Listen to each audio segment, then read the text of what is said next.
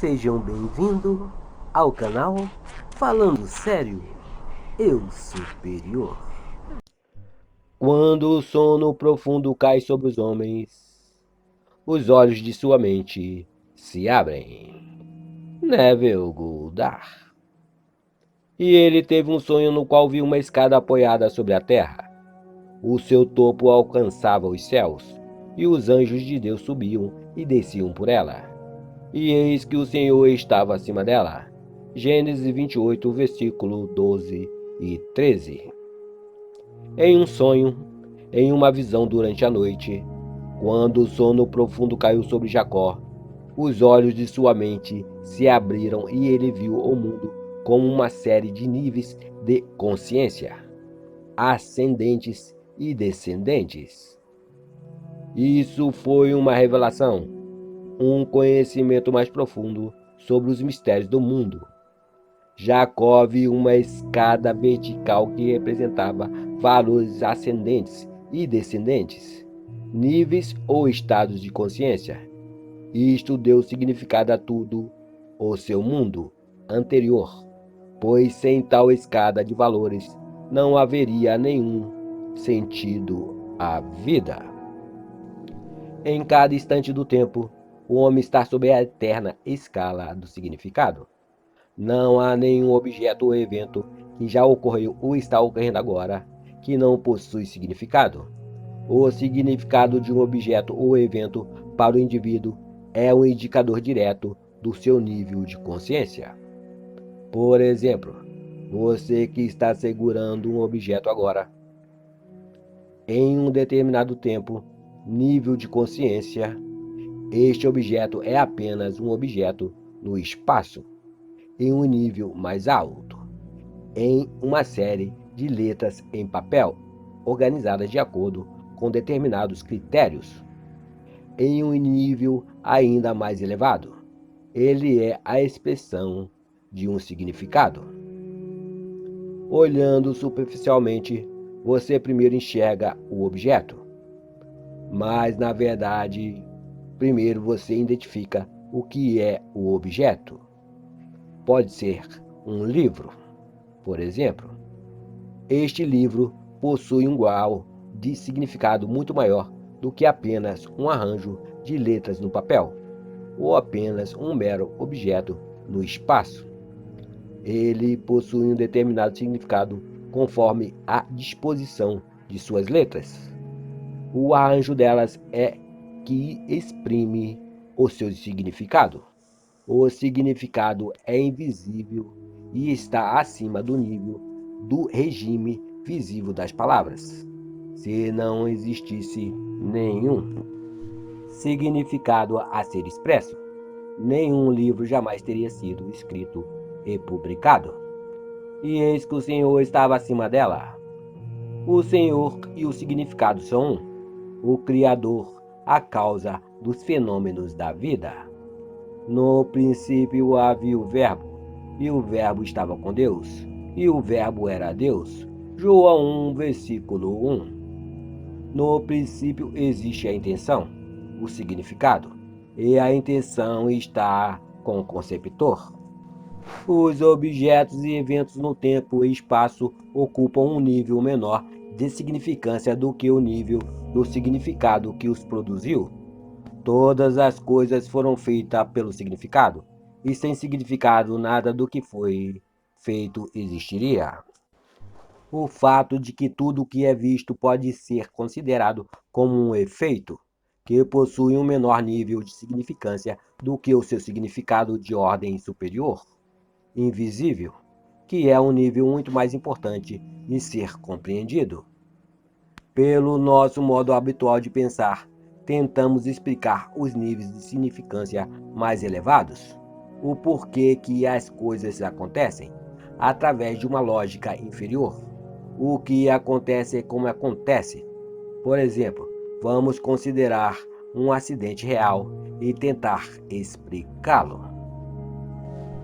Neste caso, o carro destruído era guiado por uma viúva, que, apesar de se sentir incapaz, desejava muito mudar seu ambiente. tendo ouvido falar que através de uso adequado de sua imaginação, ela poderia fazer a ser tudo o que ela quisesse ser. Essa viúva, na verdade, havia se imaginado vivendo em uma outra cidade, onde ela realmente desejava morar. Ao mesmo tempo que desejava isso, ela estava vivendo em uma consciência de perda, tanto pessoal como financeira. Portanto, ela trouxe para si mesma um evento que aparentemente se tornou outra perda. Porém, com a quantia de dinheiro que ela recebeu da seguradora, ela conseguiu realizar a mudança desejada em sua vida. Quando vemos o porquê por trás de um aparente acidente, o estado de consciência que produziu o acidente, somos levados a concluir que não há nenhum acidente. Tudo na vida tem seu significado invisível. O homem que interpreta um acidente e sabe o que aconteceu, como aconteceu e por que aconteceu, analisa os diferentes níveis de consciência relacionados a este acidente.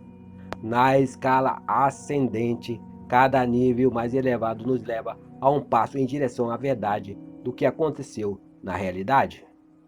Nós devemos nos esforçar constantemente para elevarmos a nós mesmos ao nível de significado mais elevado, o significado que é sempre invisível e que está acima dos acontecimentos físicos. Mas lembre-se, o significado ou a causa dos fenômenos da vida só pode ser encontrado dentro da consciência do homem. O homem é tão habitolado ao lado invisível do drama da vida, do lado do o que aconteceu e como aconteceu, que ele raramente se eleva ao lado invisível do porquê aconteceu. Ele se recusa a aceitar o aviso do profeta. Aquilo que é visto foi feito a partir daquilo que não se vê. Hebreus 11, versículo 3. As descrições do que aconteceu e como aconteceu são verdades nos termos correspondentes ao nível de pensamento. Mas quando se pergunta o porquê aconteceu, todas as explicações físicas caem por terra e ele é forçado a procurar esse porquê, ou o que significa o evento em um nível mais elevado e inatingível. A análise mecânica dos eventos lida apenas com as relações externas das coisas. Este sentido nunca chegará ao nível que detém o segredo do porquê os eventos acontecem. O homem deve reconhecer que as perspectivas inferior, visível, ocorre com base no nível invisível do significado mais elevado. A intuição é necessária para elevar-nos ao nível do significado, para o nível do porquê as coisas acontecem.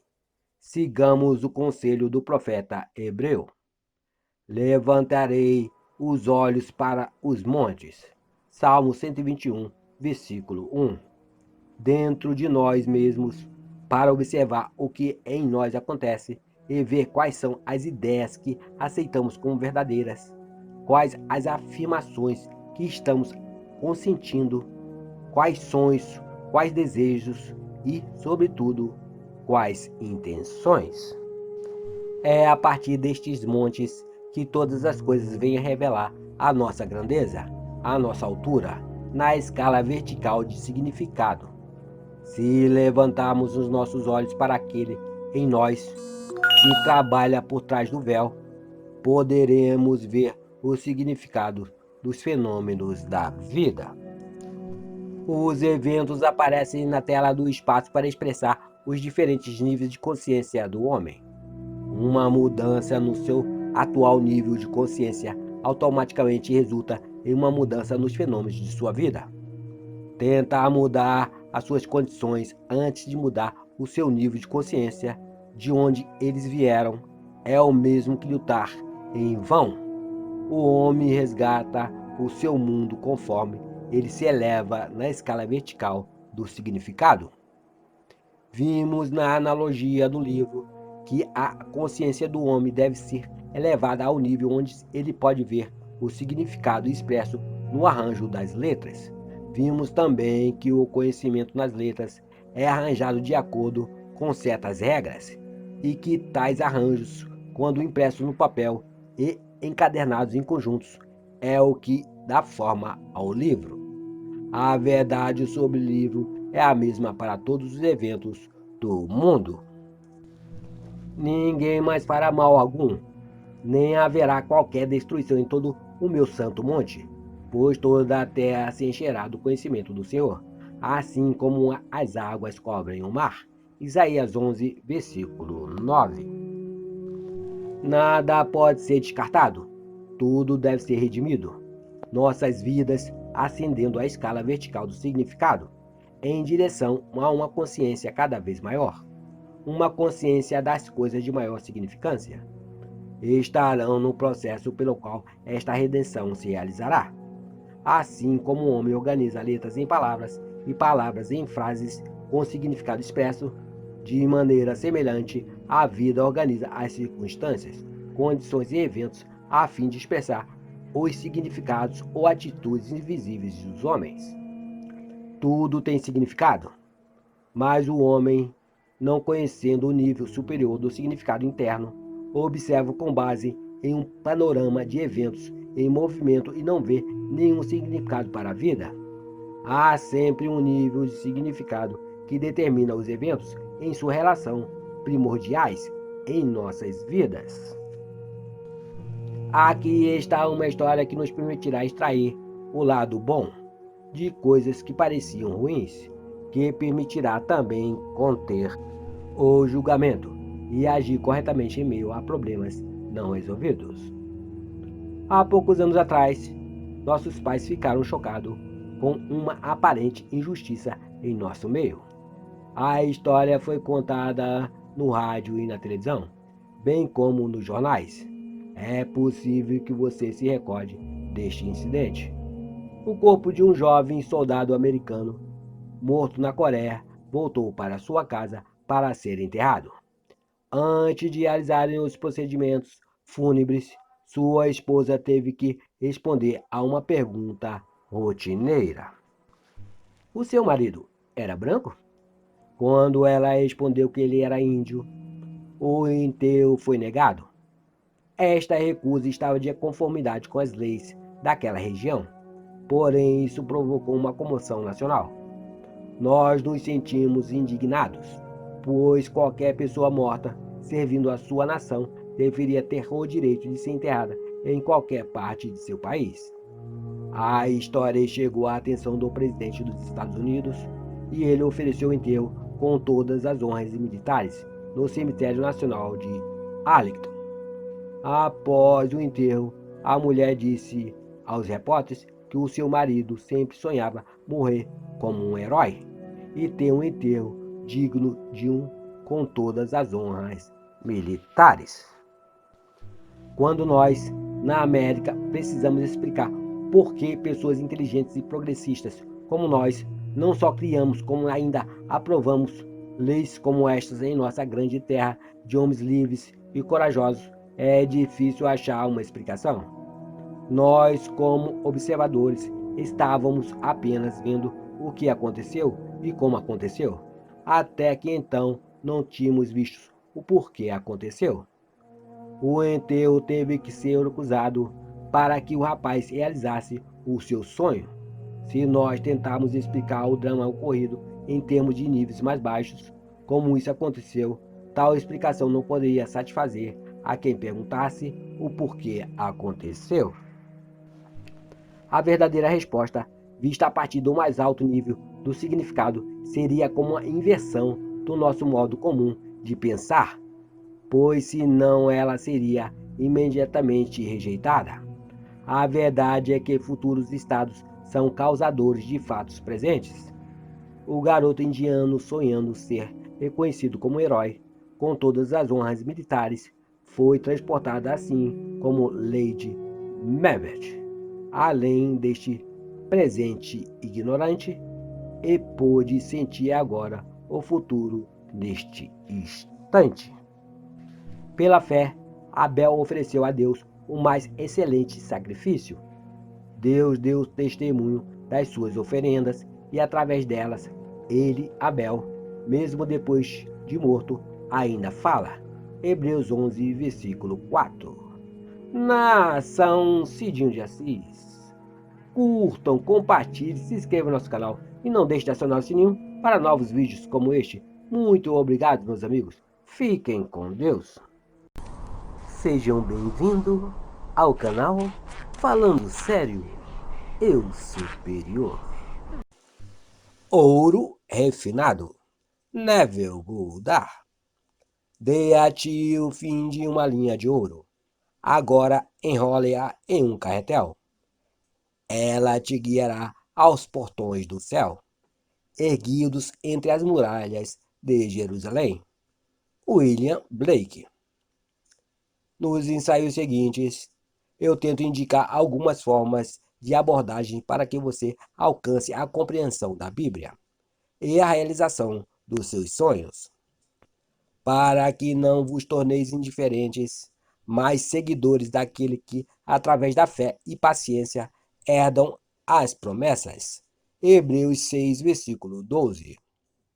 Muitos dos que admiram os velhos e conhecidos versículos bíblicos se decepcionam quando tentam ler a Bíblia assim como se lê um livro comum, pois, muito provavelmente, eles não entendem que a Bíblia foi escrita sob a linguagem do simbolismo, por não saber que todos os seus personagens são personificações das leis e funções da mente, que a Bíblia é psicologia ao invés de história. Eles embaralham os seus cérebros sobre ela por um tempo e depois desistem.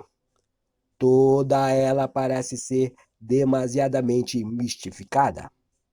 Para entender o significado de suas metáforas, o leitor da Bíblia deve estar despertado imaginativamente. De acordo com as Escrituras, dormimos para Adão e despertamos em Cristo.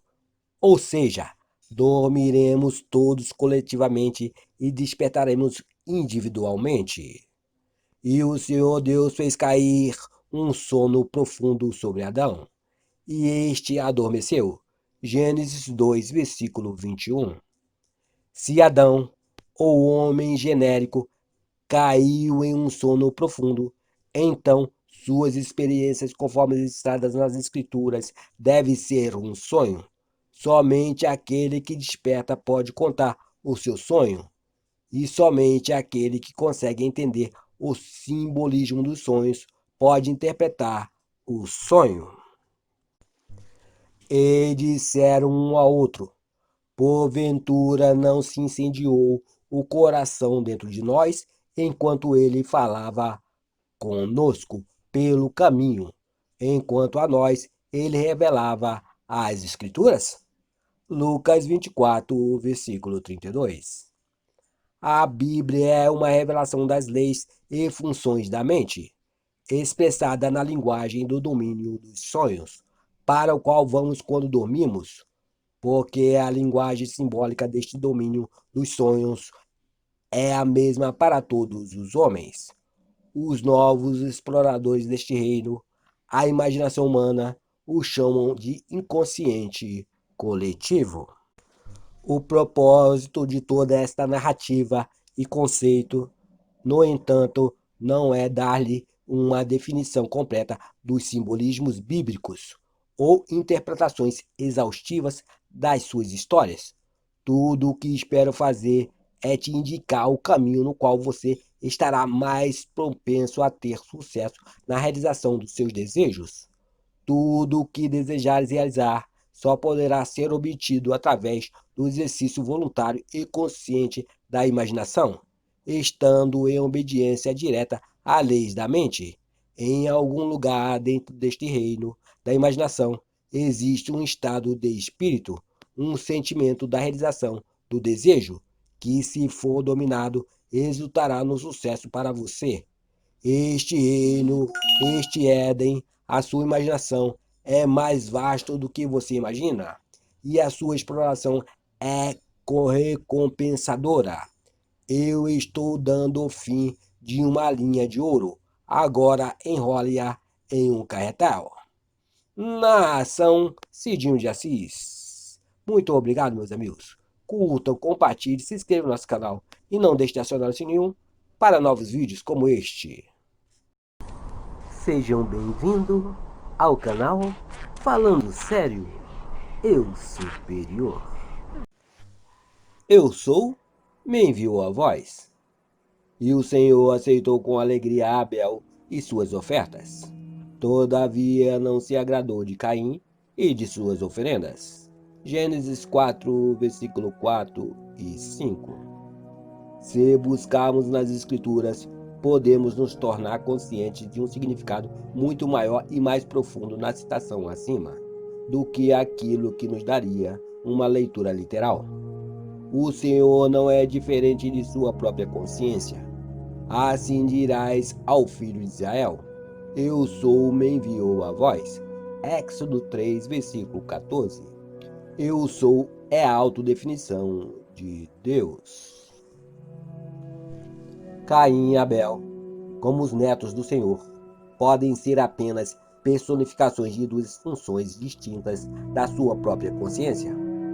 O autor do livro de Gênesis, na realidade, está buscando nos mostrar dois estados opostos da alma humana. E ele usou dois irmãos para representar esses estados. Os dois irmãos representam as duas visões distintas sobre o mundo possuído por todos. Uma é a percepção limitada dos sentidos, e a outra é uma visão imaginativa do mundo. Caim, a primeira perspectiva, é uma redenção passiva às aparências e uma aceitação da vida com base no mundo exterior. Uma perspectiva que inevitavelmente conduz ou uma ânsia insaciável ou o contentamento de uma desilusão.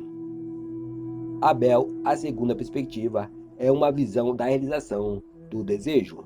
O homem é acima das evidências dos sentidos, no estado de alívio, onde ele já não mais anseia pelo desejo. A ignorância da segunda perspectiva é a alma em chamas. O conhecimento sobre ela é as asas que o levarão para o céu do desejo realizado. Vinde, comei do meu pão e bebei do vinho que preparei. Abandonai a insensatez e vivei. Andai pelo caminho do arrependimento. Provérbios 9, versículos 5 e 6. Na Epístola aos Hebreus, o autor nos diz que a oferta de Abel foi a fé. Pela fé, Abel ofereceu a Deus um sacrifício melhor que o de Caim. Hebreus 11, versículo 4. O autor afirma ainda: em verdade, sem fé é impossível agradar a Deus. Hebreus 11, versículo 6. Ora, a fé é a substância das coisas que se esperam, a prova das coisas que não se veem. É pela fé que entendemos que os mundos foram criados pela palavra de Deus, de modo que o visível não foi feito daquilo o que se vê. Hebreus 11, versículo 1 e 3. Caim ofereceu as evidências dos sentidos, das quais a consciência o Senhor rejeita, porque a aceitação deste dom como um molde para o futuro significaria a estagnação e a perpetuação do estado presente para sempre. O doente ficaria doente, os pobres seriam pobres, o ladrão seria um ladrão, o assassino sempre um assassino, e assim por diante, sem esperança de redenção. O Senhor, ou a consciência, não aceita esta utilização passiva da imaginação, que é o presente de Caim. Ele se deleita no presente de Abel, o exercício ativo, amoroso e voluntário da imaginação do homem em favor de si e dos outros. E que diga o fraco: eu sou forte. Joel 3, versículo 10. Deixe que o homem desconsidere as aparências e deixe-o declarar ser o homem que ele quer ser. Deixe-o imaginar a beleza onde os seus sentidos revelam as cinzas, a alegria onde eles testificam o luto riqueza onde eles testemunham a pobreza. Somente por tal uso voluntário e ativo da imaginação, o homem poderá se erguer e restaurar o Éden. O ideal está sempre à espera de ser encarnado, mas a menos que nós mesmos oferecemos este ideal ao Senhor, a nossa consciência, ao supor que nós já temos e somos aquilo que queremos encarnar, este não será capaz de nascer. O Senhor precisa do Cordeiro diário da fé para moldar o mundo em harmonia com os nossos sonhos. Pela fé, Abel ofereceu a Deus um sacrifício melhor que a de Caim. Hebreus 11, versículo 4. A fé significa o fato evidente em favor da verdade que não se vê. A fé se apropria rapidamente da verdade fundamental por meio de uma concepção e estados invisíveis, tornam-se fatos visíveis. Para que serve a fé se não para acreditar no que não se vê? Santo Agostinho.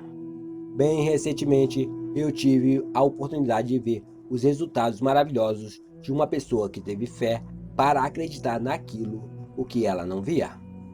Uma jovem mulher me pediu para visitar sua irmã e seu sobrinho de 3 anos. Ele era um belo menino saudável, com olhos azuis e uma pele lisa, excepcionalmente impecável. Daí então, ela me contou a sua história. Ao nascer, este menino era perfeito em todos os sentidos, exceto por uma grande e terrível marca de nascença que cobria um lado de seu rosto. Seu médico informou-lhes que nada poderia ser feito para remover este tipo de cicatriz. Visita a vários especialistas apenas confirmaram o seu laudo. Ouvindo o veredito, a tia se empenhou na tarefa de provar sua fé.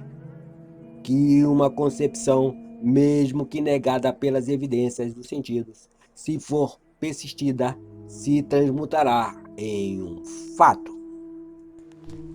Toda vez que ela pensava no bebê, o que era frequente, ela via na sua imaginação um bebê de 8 meses de idade com um rosto perfeito, sem qualquer traço de uma cicatriz. Não era fácil, mas ela sabia que neste caso o presente de Abel agradaria a Deus. Ela persistiu em sua fé. Ela acreditava no que não estava lá para ser visto. O resultado foi que ela visitou a irmã no dia em que a criança completou 8 meses e descobriu que ela estava com uma pele perfeita, sem mácula, sem os vestígios de qualquer marca de nascença havia sido presente. Sorte? Coincidência? Exclama Caim. Não! Abel sabe que estes são nomes dados por aqueles que não têm fé, as obras da fé. Caminhamos pela fé, não pela visão, segundo Coríntios 5, versículo 7. Quando a razão e os fatos da vida se opõem à ideia que você deseja realizar, e você aceita as evidências dos seus sentidos e os ditames da razão como na verdade, você apresenta ao Senhor sua consciência, a oferta de Caim, e é óbvio que tal oferta não irá agradá-lo. A vida na Terra é um campo de treinamento para a construção de sua imagem. Se você usar apenas os moldes ditados pelos seus sentidos, não haverá nenhuma mudança em sua vida. Você está aqui para viver uma vida mais abundante. Então você deve usar os moldes invisíveis da imaginação e alcançar resultados e realizações, o teste crucial do seu poder de criador. Somente quando você assumir o sentimento do desejo realizado e permanecer nele, você estará oferecendo o presente que agrada. Quando o presente de Abel for minha veste, então eu realizarei o meu desejo. O profeta Malaquias criticou os homens por roubarem a Deus. E eles replicaram: como é que roubamos a Deus?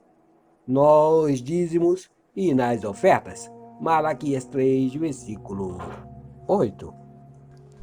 Fatos baseados na razão e nas evidências dos sentidos, que se opõem à ideia em busca de expressão, lhes roubam a crença na realidade do estado invisível. Mas a fé é a prova das coisas que não se veem, e através dela, Deus chama as coisas que não são como se já fossem. Romanos 4, versículo 17. Chamar as coisas que não são vistas como se já fossem é assumir o sentimento do desejo realizado. Trazei, portanto, todos os dízimos aos depósitos do templo, a fim de que haja alimento em minha casa.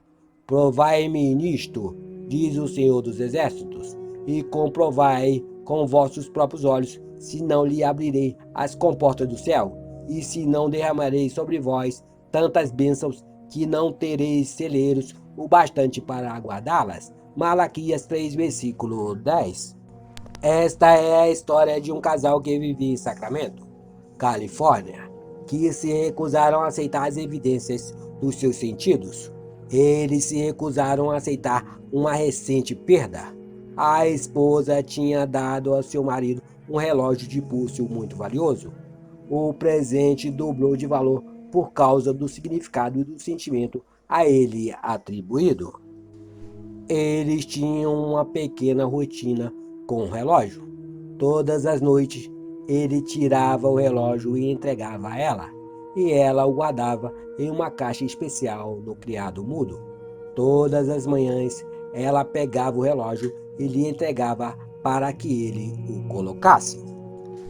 Uma certa manhã, o relógio não estava lá. Os dois lembraram-se que tinham realizado os seus passos habituais na noite anterior. Portanto, o relógio não foi perdido ou extraviado, mas roubado. Apesar da situação, eles se decidiram a não aceitar o fato que o relógio realmente se foi. Eles disseram um ao outro: esta é uma oportunidade para praticar o que acreditamos. Eles decidiram que, em sua imaginação, eles iriam realizar o seu ritual de costume, como se o relógio realmente estivesse lá. Na sua imaginação, todas as noites o marido tirava o relógio e o entregava à sua esposa, enquanto na sua imaginação ela o pegava e o guardava cuidadosamente.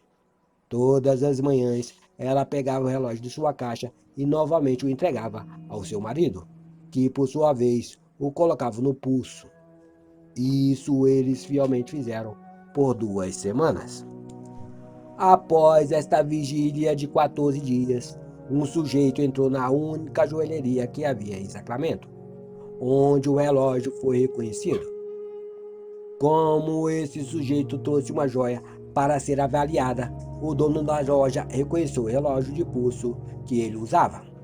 Sobre o pretexto da necessidade de realizar um exame mais detalhado na joia, ele entrou em seu escritório no interior da loja e chamou a polícia.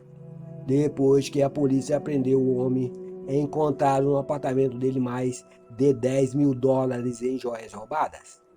Ao caminhar pela fé, não pela visão, este casal alcançou o seu desejo, o relógio, e também ajudou a muitos outros a recuperarem aquilo e que parecia estar perdido para sempre.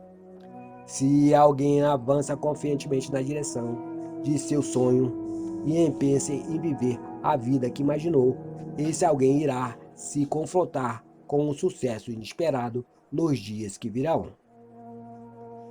Narração Cidinho de Assis. Fiquem com Deus, meus amigos, e muito obrigado.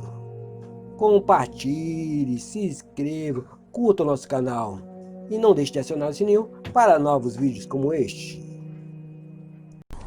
Sejam bem-vindos ao canal Falando Sério, Eu Superior.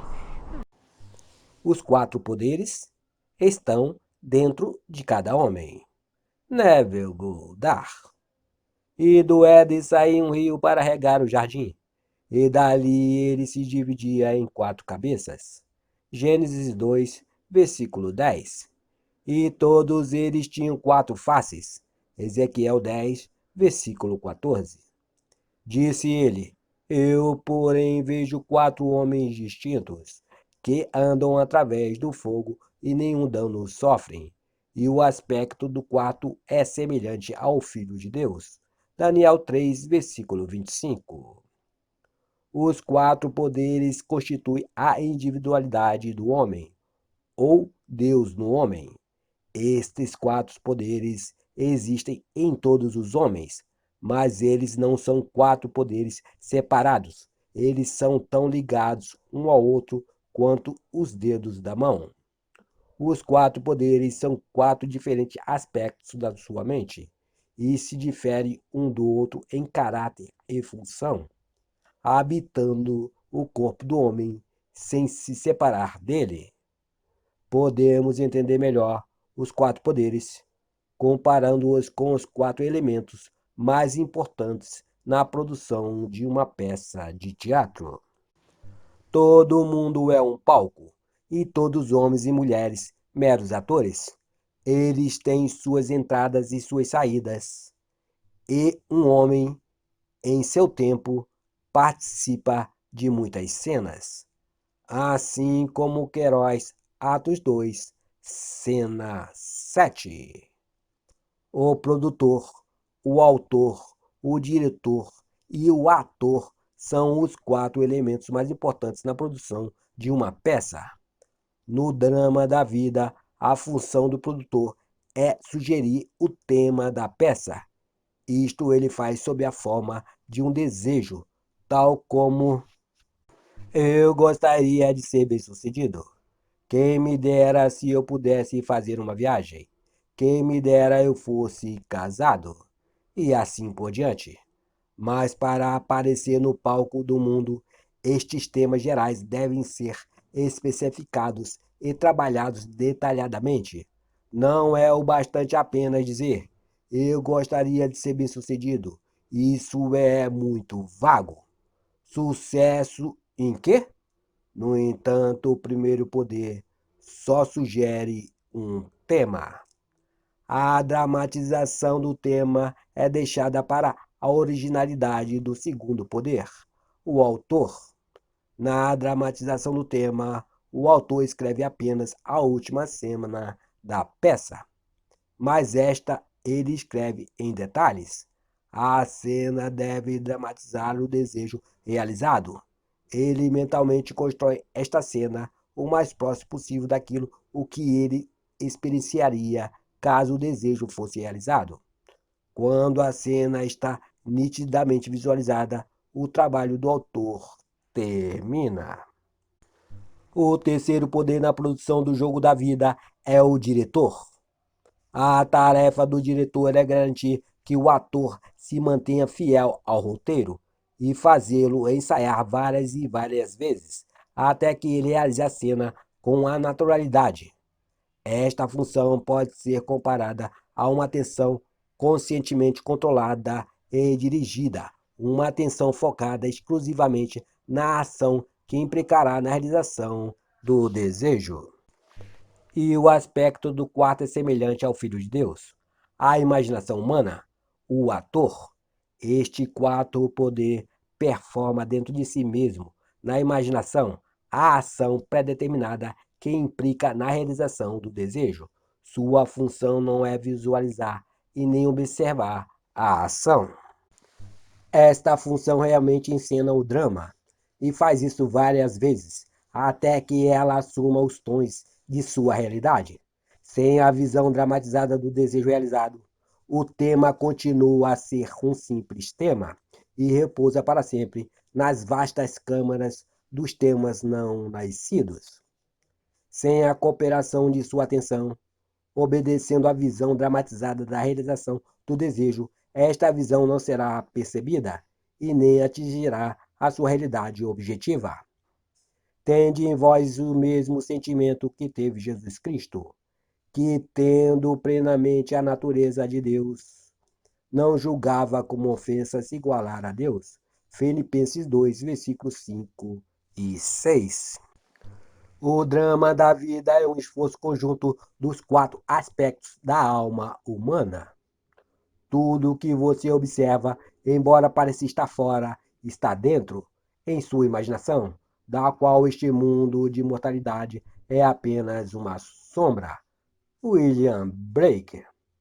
Tudo o que vemos é uma construção visual artificial que expressa um tema que foi dramatizado, ensaiado e executado em outro lugar. O que estamos assistindo no palco do mundo é uma construção ótica, concebida para expressar os temas que foram dramatizados, ensaiados e realizados na imaginação dos homens. Os quatro poderes constituem a individualidade do homem, ou Deus no homem, e tudo o que ele observa, embora pareça estar fora, são apenas projeções na tela do espaço, construções óticas arquitetadas pelo próprio indivíduo para informá-lo a respeito dos temas que ele concebeu, dramatizou, ensaiou, executou dentro de si mesmo. A criatura foi feita sujeita à vaidade, para que ela possa tornar-se consciente de sua individualidade e de suas funções, pois com a consciência de sua individualidade e suas funções, ela pode agir de acordo com uma finalidade. Ela pode conscientemente ter uma história autodeterminada. Sem a consciência, ela age inconscientemente e clama a um Deus objetivo para ser salva de sua própria criação. Ó Senhor, até quando eu clamarei e tu não me escutarás? Mesmo clamando fervorosamente, tu não vens me salvar? Abacuque 1, versículo 2. Quando o homem descobre que a vida é uma peça que é escrita conscientemente ou inconscientemente por ele mesmo, ele deixará a cega autopenitência de ficar julgando os outros. Em vez disso, ele vai reescrever a peça conforme o seu ideal, pois ele vai perceber que todas as alterações na peça devem ser provenientes da cooperação dos quatro poderes dentro dele. Só eles podem alterar o script e produzir a mudança. Todos os homens e mulheres em seu mundo são meros participantes, que são tão impotentes para mudar a sua peça como são os atores no palco do teatro para mudar o cenário. A mudança desejada deve ser concebida, dramatizada, ensaiada e realizada no teatro da sua mente. Quando a quarta função, a imaginação, concluir a sua tarefa de ensaiar a versão revisada da peça até que ela seja natural, então a cortina se abrirá sobre este mundo tão aparentemente sólido e os quatro poderes projetarão o reflexo de peça real sobre a tela do espaço. Os homens e mulheres automaticamente desempenharão os seus papéis para realizar o cumprimento do tema dramatizado. Os participantes, em virtude de suas várias partes no drama do mundo, tornam-se relevantes ao tema dramatizado por você e porque são relevantes, são trazidos ao seu drama. Eles vão desempenhar os seus papéis, acreditando fielmente que, ao mesmo tempo, foram eles mesmos que iniciaram as cenas que eles participaram. Isto porque, Pai, tu estás em mim, e eu em ti, e eu neles, e tu em mim. João 17, versículo 21 e 23. Eu estou envolvido pela humanidade. Nós somos um. Estamos todos desempenhando as quatro funções: o produtor, o autor, o diretor e o ator no drama da vida. Uns fazem isso conscientemente, outros inconscientemente. É necessário que isso seja feito conscientemente. Somente desta forma podemos ter a certeza de um final perfeito para a nossa peça. Então devemos entender por que nós devemos nos tornar conscientes dos quatro poderes do Deus único dentro de nós, para que possamos ter a companhia de Deus como seus filhos. O homem não deve permanecer como homem. Seu objetivo mais elevado deve ser, pois Deus somente a Deus aceitará como companhia. Anjos Silésios. Narração Cidinho de Assis. Curtam, compartilhem, se inscrevam no nosso canal e não deixe de acionar o sininho para novos vídeos como este. Muito obrigado, meus amigos. Fiquem com Deus.